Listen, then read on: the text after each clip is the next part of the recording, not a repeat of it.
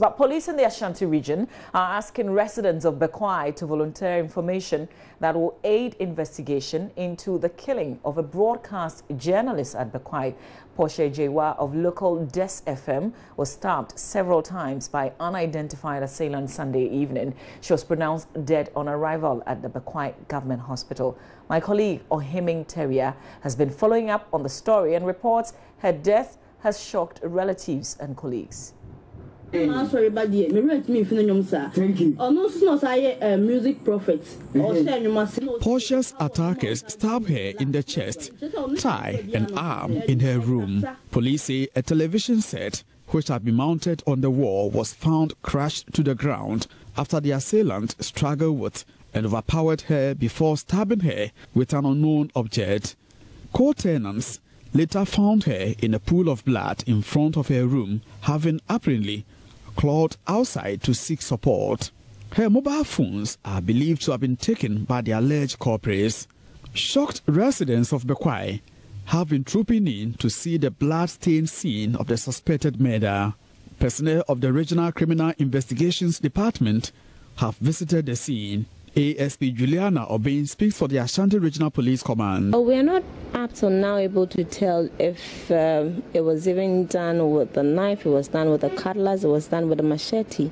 We are not able to establish which implement actually was used for the stabbing, but of course we are able to tell that it was stabbing.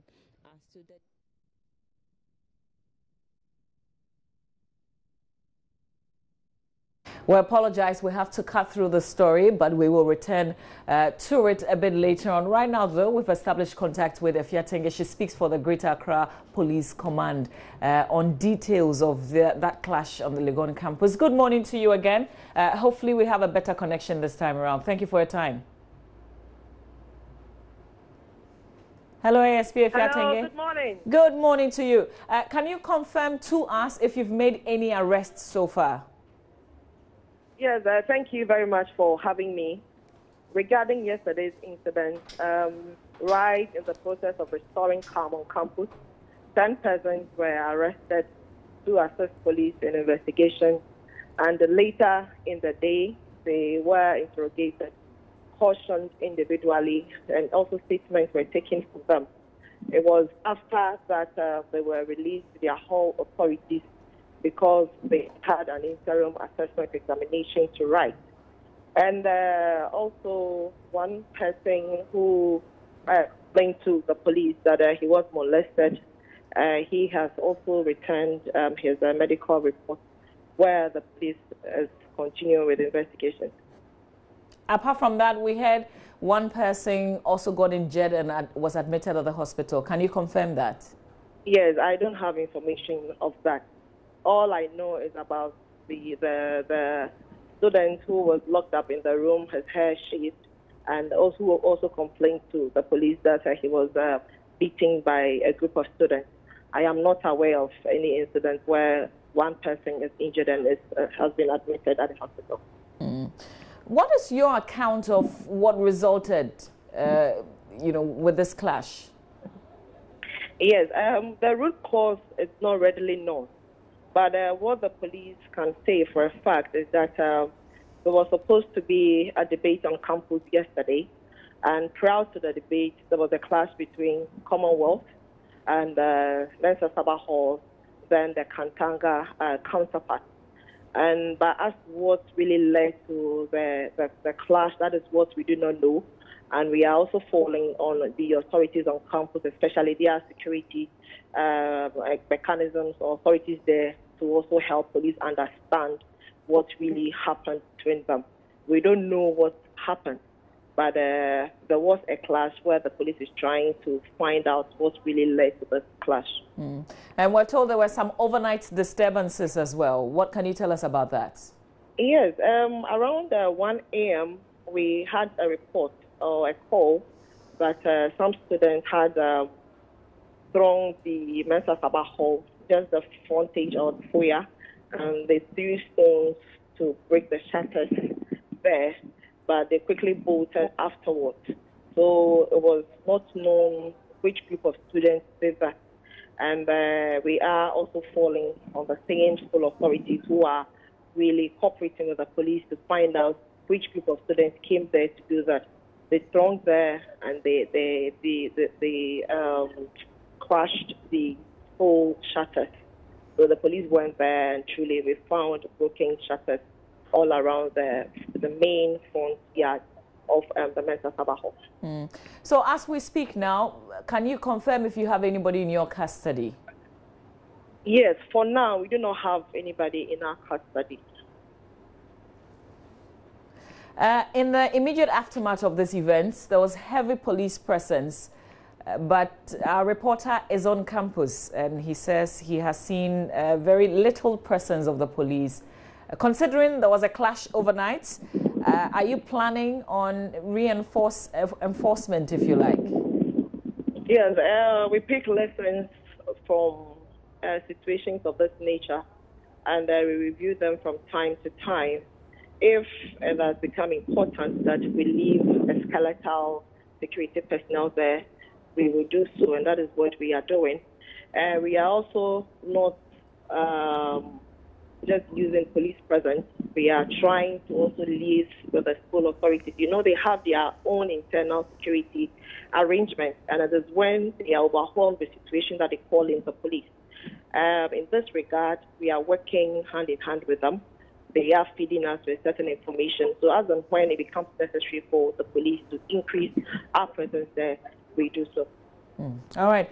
ASP Efiatenge will leave it here. Thank you very much. Efiatenge is the spokesperson of the Greater Accra Region Police Command. Now, let's return to Bekwai in the Ashanti region on the issue of the murder, alleged murder of a broadcast journalist. And Ohim Interior has the rest of the story. Hey. Sorry, but thank you. Music prophet.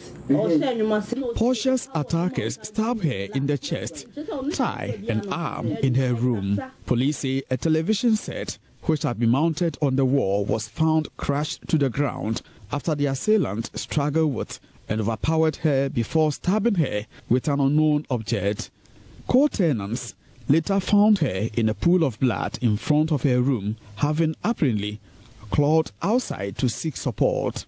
Her mobile phones are believed to have been taken by the alleged culprits. Shocked residents of Bekwai have been trooping in to see the blood-stained scene of the suspected murder. Personnel of the Regional Criminal Investigations Department have visited the scene. ASP Juliana Obin speaks for the Ashanti Regional Police Command. We are not up till now able to tell if it was even done with a knife, it was done with a cutlass, it was done with a machete. We are not able to establish which implement actually was used for the stabbing, but of course we are able to tell that it was stabbing.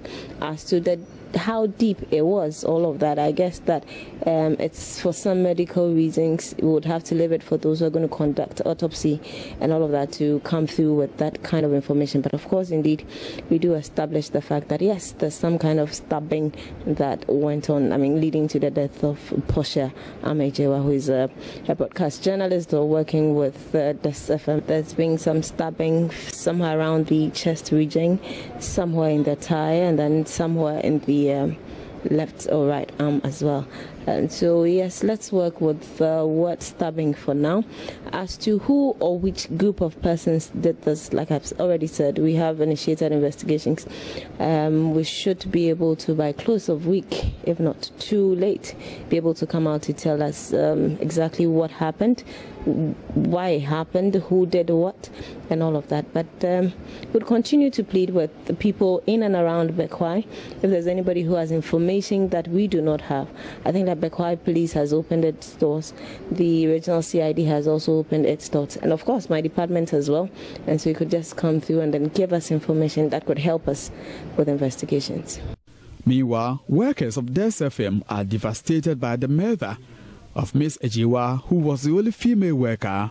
Gordon Donko is the general manager. We saw that there was a struggle because her flat screen on the wall fell on the ground and there were blood stains on the floor. And Portia was using two phones, her personal phone and the one given to her by the company. All the two phones were not in the room when we got there, but we saw that the back cover of the company phone and the battery were on the floor, but the phone alongside her personal phone were taken away. And we also saw that after the incident, she managed to get out of her room and then fell just in front of her door. It was there that she was found in a pool of blood. We've lost a very dedicated worker, because she is the only female worker we have now, and she was doing a lot of work. She was at the front desk, she was our newscaster, and she also she was doing our newspaper review every morning. So she comes to work every day. So even yesterday she was at work. After church she came to work. From Bekwai in the Ashanti region for Joy News, Ohim Interior reporting.